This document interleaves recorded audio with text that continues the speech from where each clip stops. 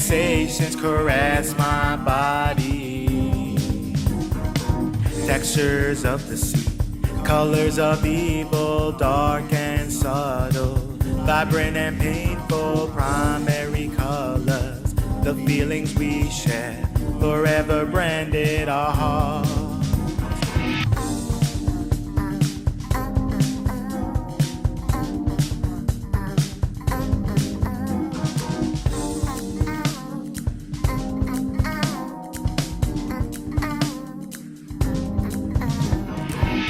Left my heart in a state of chivalry, bound, stitched and folded, twisted and compressed.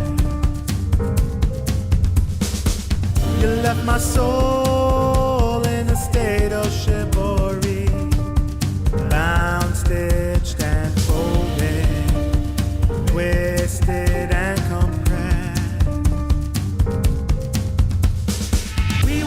In harmony, I thought you were the one for me. No matter how far apart, I dreamed of you, you dreamed of me. Building beautiful designs in our mind's eye, the architects of our dreams, reaching out to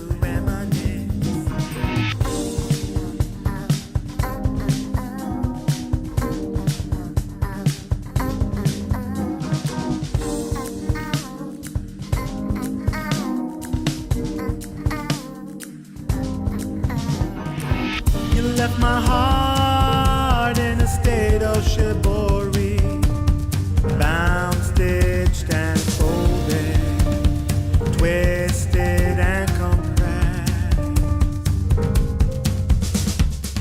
You left my soul in a state of chivalry, bound, stitched and folded, twisted and compressed.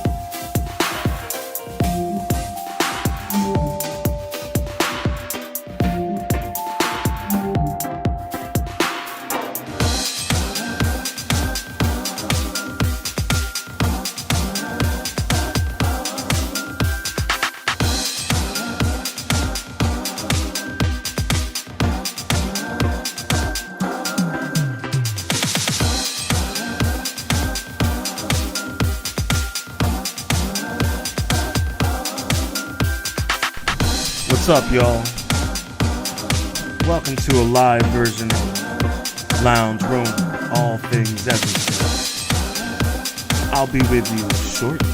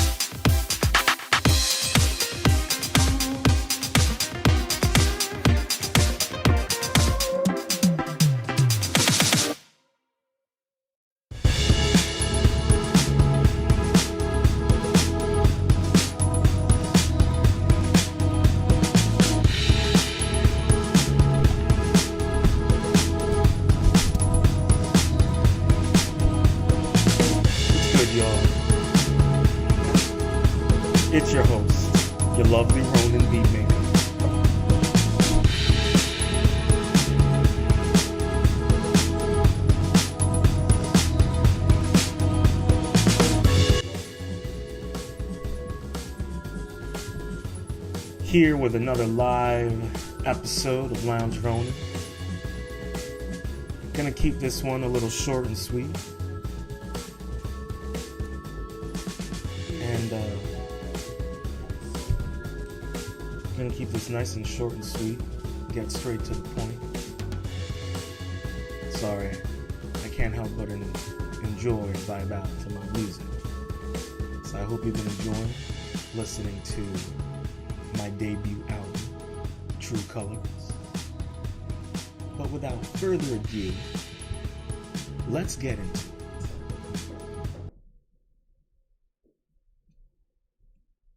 Now, if you can tell from my thumbnail, we are going to be discussing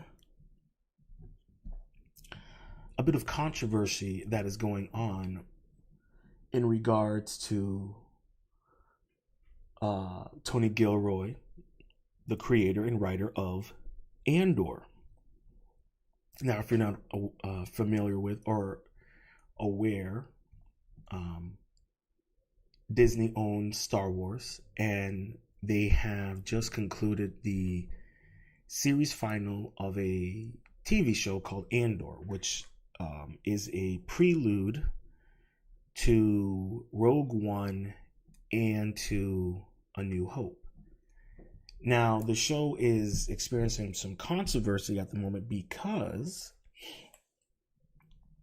essentially people are raving and crediting this as being the best Star Wars show to date in terms of the acquisition by Disney.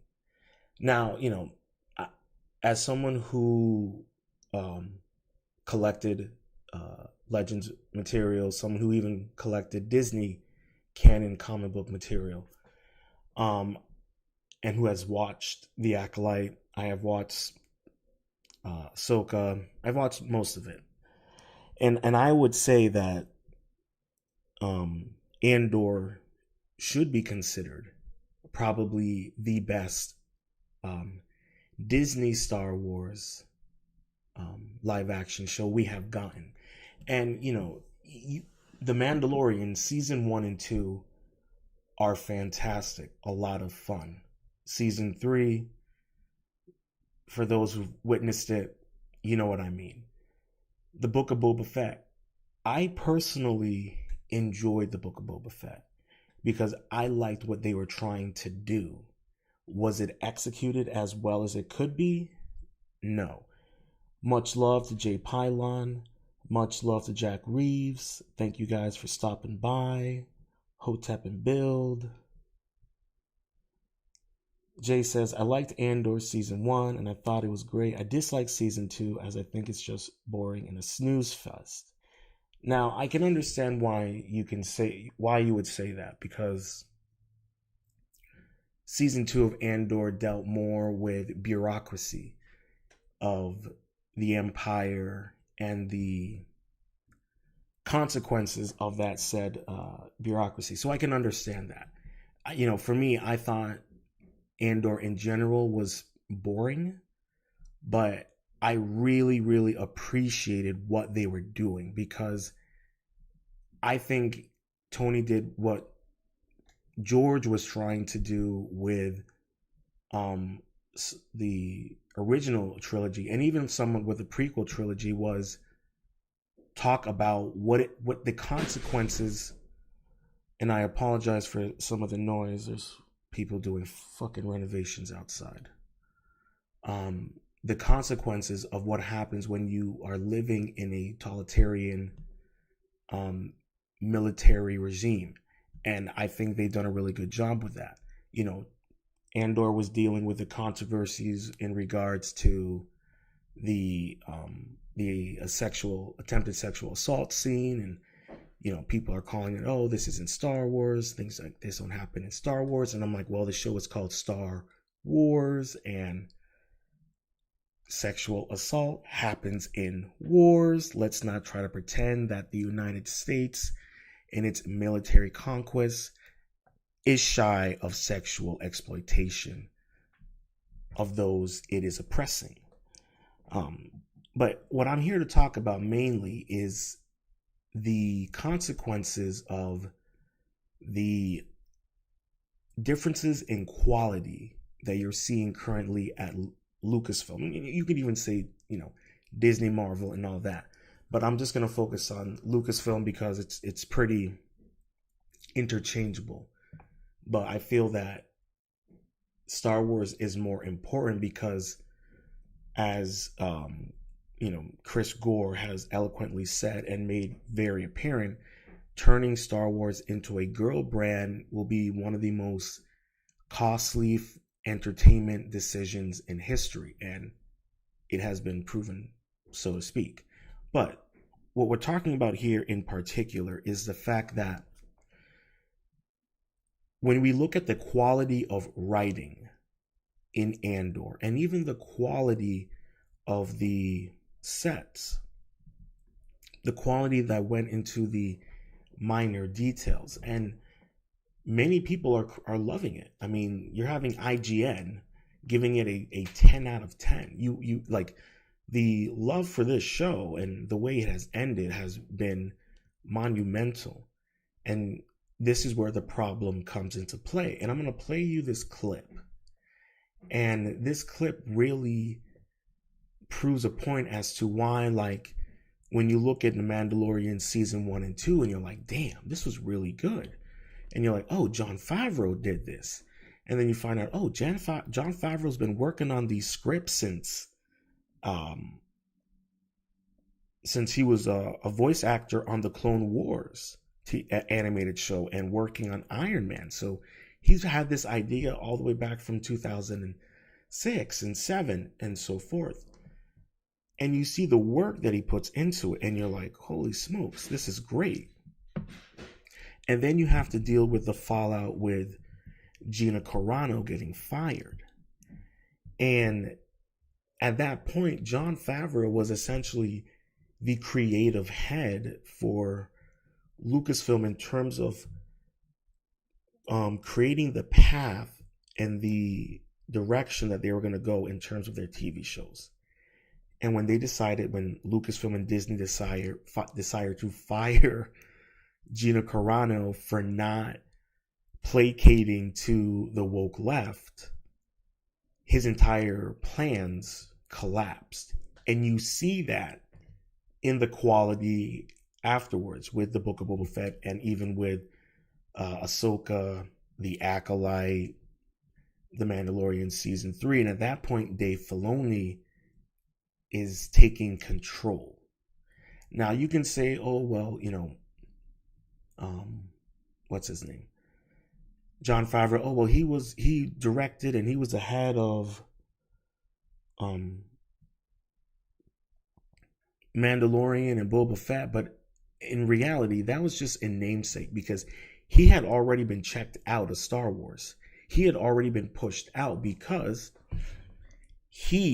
and this is just what I believe and how it played out, he supported Gina Carano. He didn't openly say anything, but I think he pushed back against the woke left and against that political mindset that's been rotting Disney. And I think many people are well aware of that. It's been all over the news. Everyone's no stranger to it. So I think many of you are aware of what I'm talking about. So at that point, he ends up getting pushed out. And there is you're right, Jay. Dave Filoni is no George Lucas. I think they need to give Lucas a shot at another trilogy. Listen, I don't know if you're aware of this, Jay, but when Lucas gave over Lucasfilm to Disney, he had script treatments for the next trilogy after the end of Return of the Jedi. Disney tossed those out. They didn't even do the treatments. So they didn't want anything to do with George Lucas's Star Wars. And you see that in the fact, look at Look at Star Wars Galaxy's Edge in the park. They created the park based on a planet that wasn't even created until Disney took it over. And if you didn't know this, Jay, and for anyone who's been listening, originally Star Wars Galaxy's Edge was supposed to be Tatooine. But Kathleen Kennedy and Bob Iger, they wanted to create their own Star Wars.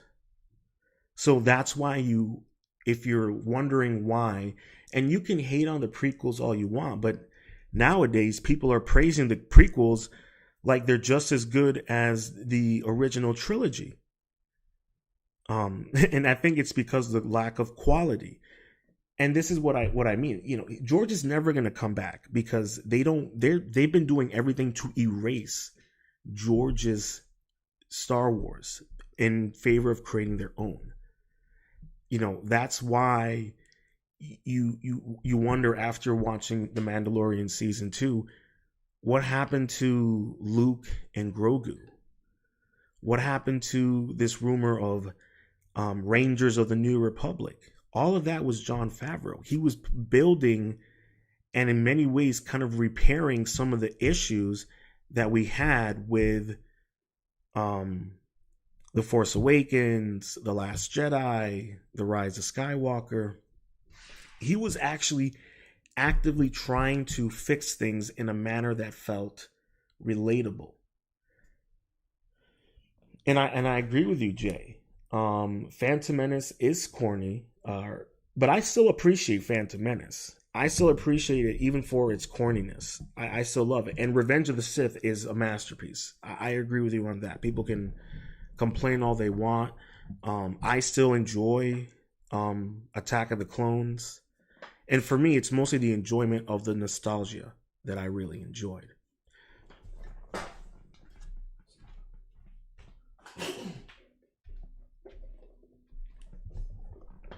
But to continue and get back on track, we're going to play this video here.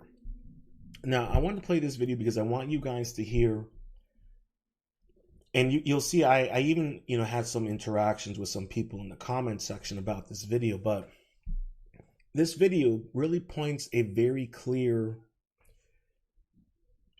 line to connect why you're seeing such a lack of quality.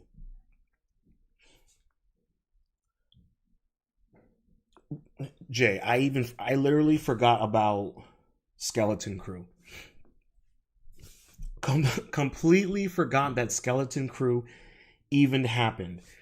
And that's that right there should tell you, as someone who collects Star Wars stuff, who used to, that should tell you how bad the quality is. That I forgot about it.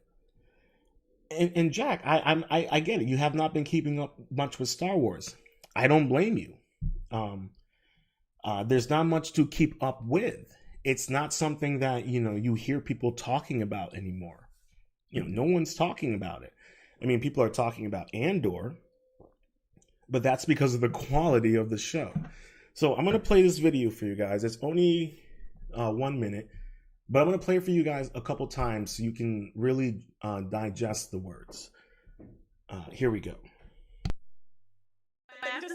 But you have to admire it. So if you have any doubt, I've been hearing for years that people at Lucasfilm don't, outside of Kathy Kennedy, who I have to stick to this, but you have to admire it. So if you have any doubt, I've been hearing for years that people at Lucasfilm don't, outside of Kathy Kennedy, who loves Tony Gilroy, don't really like Andor, and they don't like the way that people always talk about Andor being the quote unquote good one and like all that sort of stuff like that. Yeah. And I was like, why? Like a win is a win or whatever. But yeah, the Filoni Gilroy Civil War happening inside of Lucasfilm. And like, to be fair, it's not even like really a civil war because like it's Filoni's house to a certain degree, and Gilroy just got to get away with doing 2 seasons of masterful television in a way that like I have heard from so many other people who have gone into pitch Lucasfilm and have not made it past the Filoni wall, and Tony Gilroy sort of snuck his way around via his relationship with Kathy Kennedy. But like,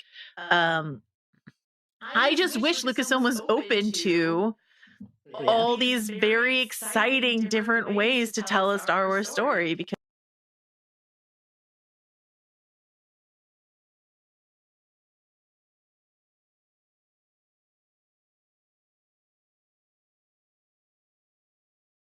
thing have to to stick say, to this but fucking you thing. have to admire So it. if you have any doubt, I've been hearing for Rebels head. years that people at Lucasfilm don't, outside of Kathy Kennedy, who loves Tony Gilroy, don't really like Andor, and they don't like the way that people always talk about Andor being the quote unquote good one and like all that sort of stuff like that. Sure. And I was like, why? Like a win is a win or whatever. But yeah, the Filoni Gilroy Civil War happening inside of Lucasfilm. And like, to be fair, it's not even like really a civil war because like it's Filoni's house to a certain degree, and Gilroy just got to get away with doing 2 seasons of masterful television in a way that like I have heard from so many other people who have gone into pitch Lucasfilm and have not made it past the Filoni wall, and Tony Gilroy sort of snuck his way around via his relationship with Kathy Kennedy. But like, I just wish Lucasfilm was open to all these very exciting different ways to tell a Star Wars story, because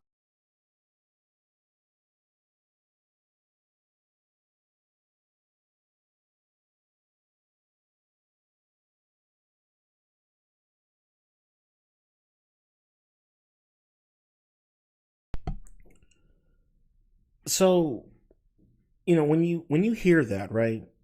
And people, there's a person in the comment section that was like, "Oh, I don't believe this. This is, so BS. This doesn't prove anything." And I'm over here thinking to myself, well, it actually does prove a lot, because if you look a little bit into Dave Filoni, you realize, and even Jay said it, Dave Filoni is not even a shadow of George Lucas, okay? And he has positioned himself in a way because of certain characters, and mainly because of Clone Wars and Rebels. He's been a good yes man, and very good at playing the game.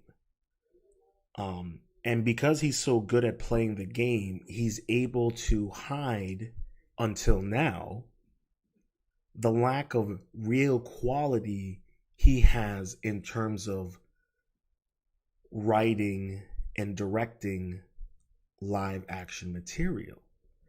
Now, Dave Filoni is known for his animation.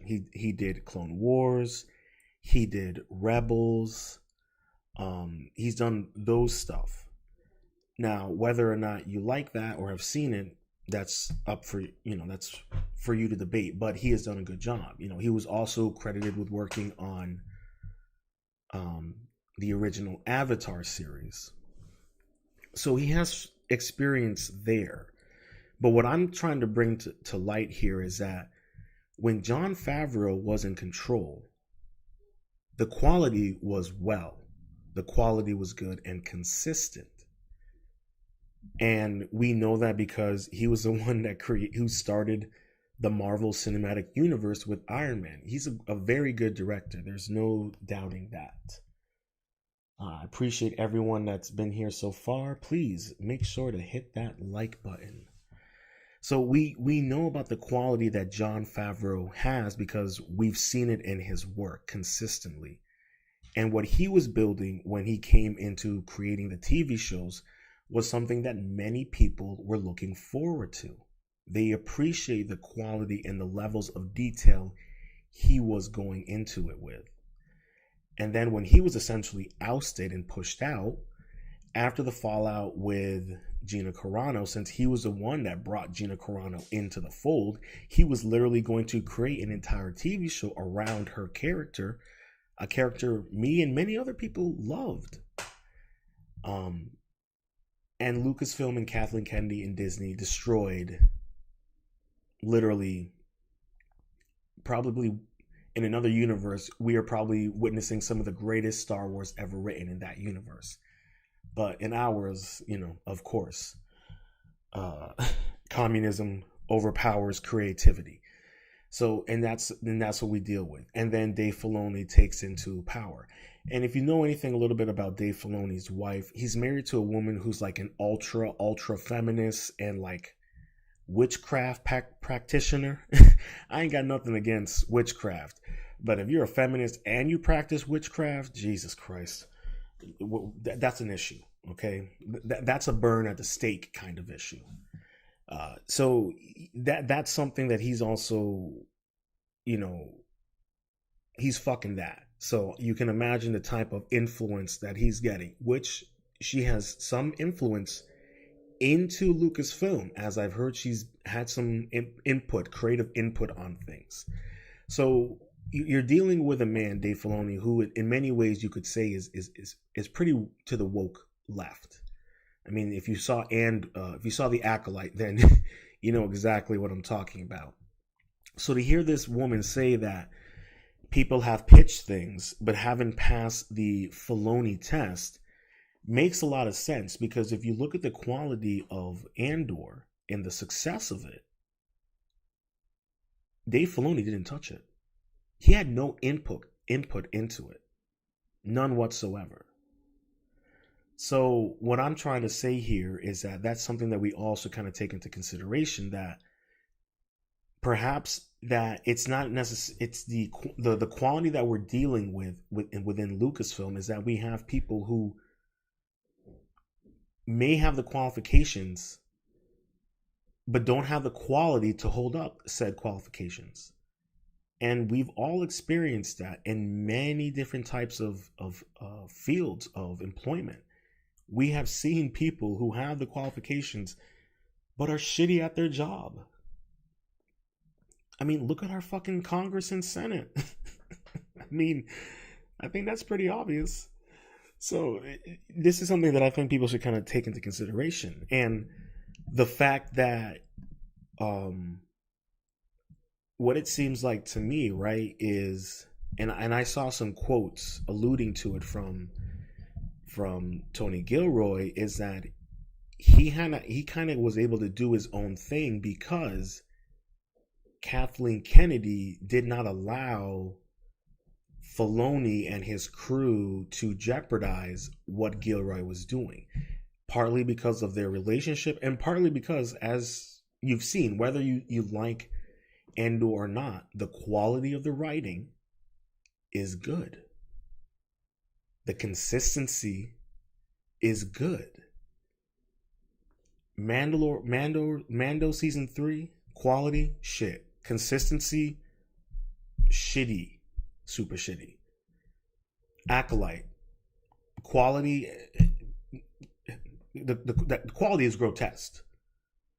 The writing, abysmal, abominable, shameful.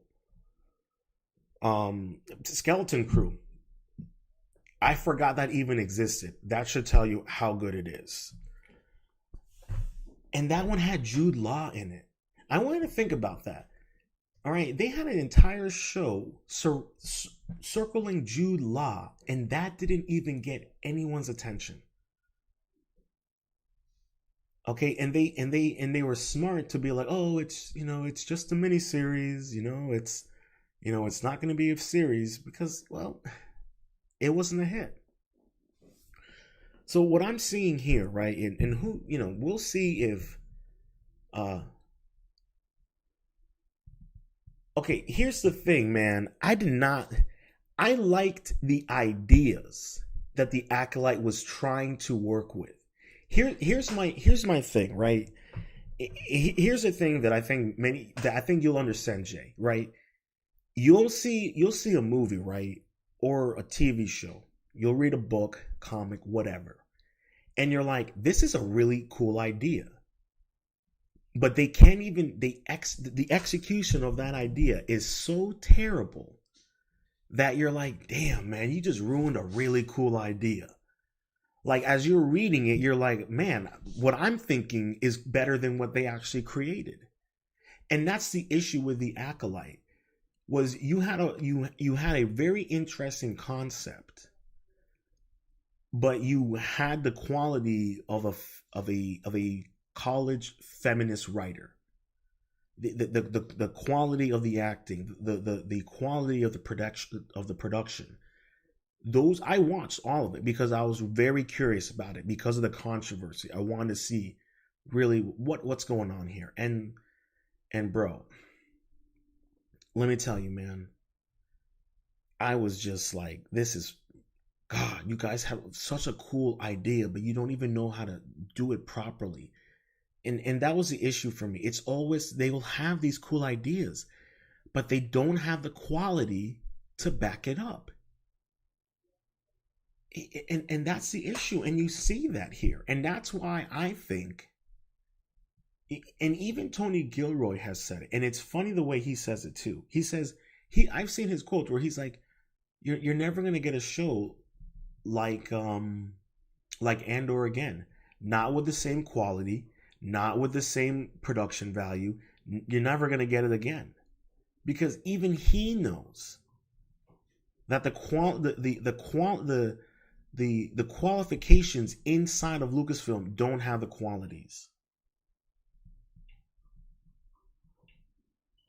I'm not gonna lie, Jay. I'm very jealous that you got to see it in the cinema. I wanted to see it so badly, and I was willing to pay like $800 for the bucket seats.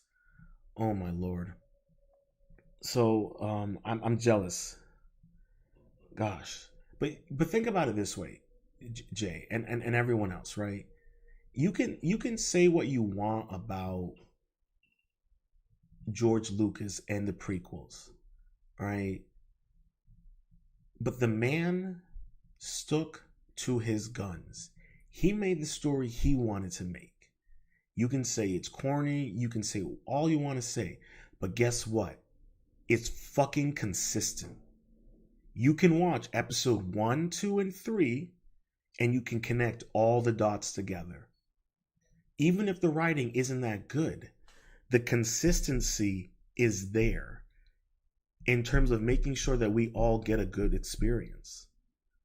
That's why, that's why it's so funny to me that people, for so many years after the fact, shitted on the prequel trilogies, but once they got Disney Lucasfilm quality films, they're now like, well, now that I think about it, the prequels are actually pretty good.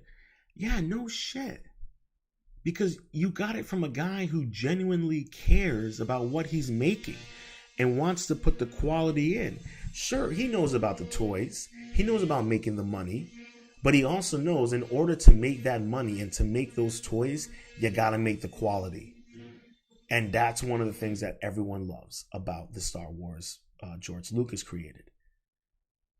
Because the quality is there, the love is there, the passion is there. You had it when Jon Favreau was working, when he was the shepherd. But then when he was gone, it was hollow. Even the sequel trilogy, it's hollow. There's no love in it. The toys don't sell. No, think about it. And that's because you and what's so funny about the situation in that is it actually exposes that J.J. Abrams never really had the quality to begin with. He had the qualifications, but he didn't have the quality. And that's the main point that I'm saying here. All right. Tony Gilroy had the quality and the qualifications.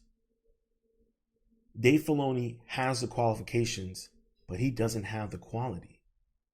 And that is what you're seeing right now. And this is going to be the issue moving forward for Dave Filoni. Anything that Dave Filoni creates, anything that they create now, will be compared to Andor.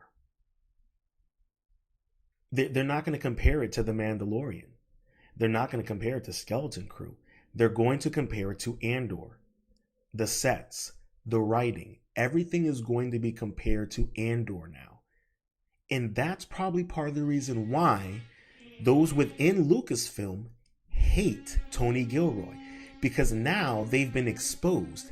Now they actually might have to work even harder and actually prove that they have the quality that matches their qualifications.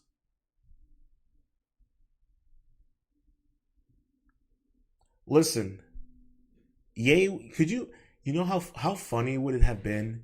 Like, think about it this way, Jay. How funny would it have been if Ye made a cameo as like an Imperial officer like prior to him having his crash out, that would make the crash out that much better.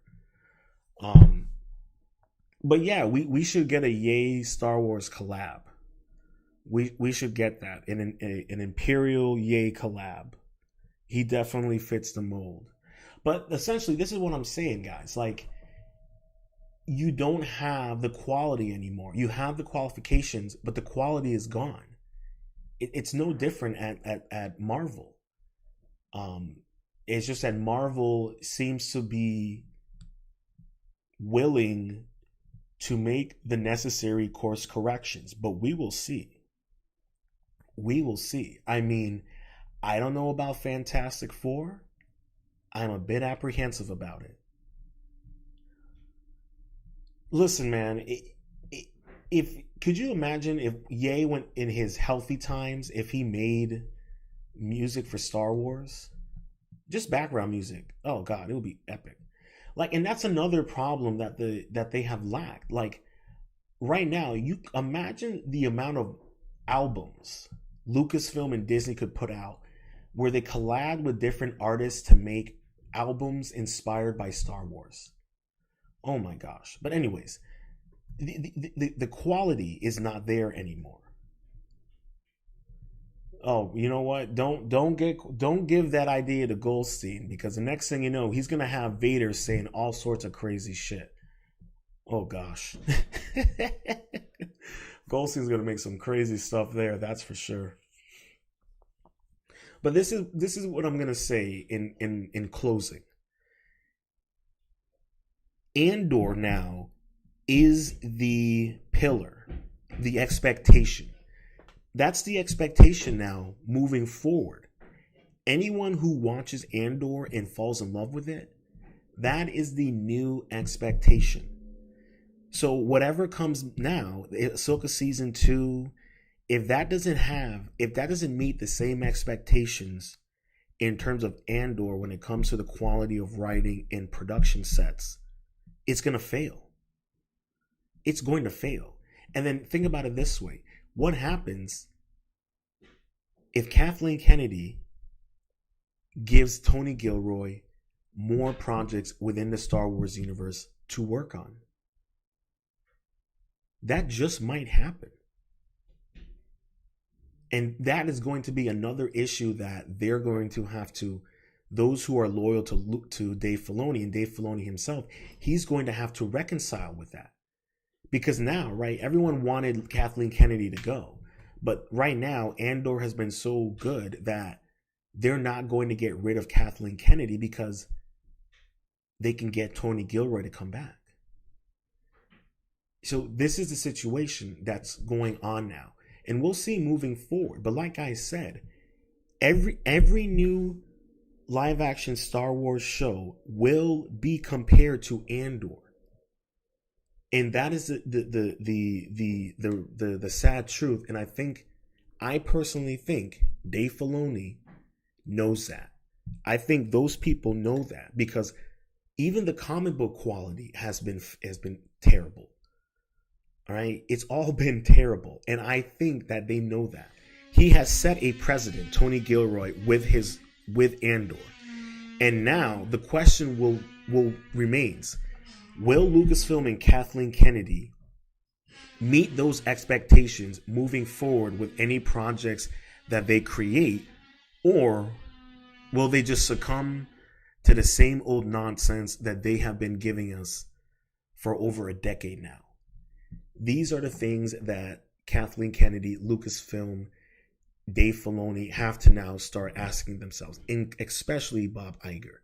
Because if you look at the sales for the comics, the books, in terms of Lucasfilm, it's terrible. All right. You could go to Ollie's right now. You can go to Family Dollar and get Black and Star Wars Black Series action figures for half the price, sometimes for $1. And that's the worst part about it too, Jay. We've lived long enough to see Mark Hamill become a villain. Ain't that the motherfucking truth? Well, in closing, guys, we're going to leave it at that.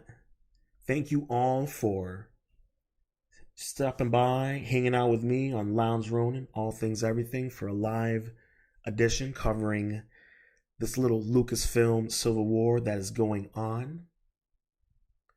Oh yeah, even the Marvel stuff, man. All the Marvel toys, all that stuff. It's now, you can buy it for dirt cheap. You can literally buy it for $1. It's really sad. But the like I said, moving forward, Andor is now the show that everyone will compare every future Star Wars show. And if Dave Filoni does not exceed the expectations and the quality and the consistency that Andor had with his upcoming projects, like The Mandalore and Grogu, that's supposed to be coming out next year, I don't know what to tell you guys. I don't know what to tell you. I don't know what to tell you. Don't be surprised if you see Tony Gilroy doing more Star Wars projects. Don't be surprised if you see Tony Gilroy doing the projects that Dave Filoni was supposed to be directing. I'm just telling you right now, the quality is happening.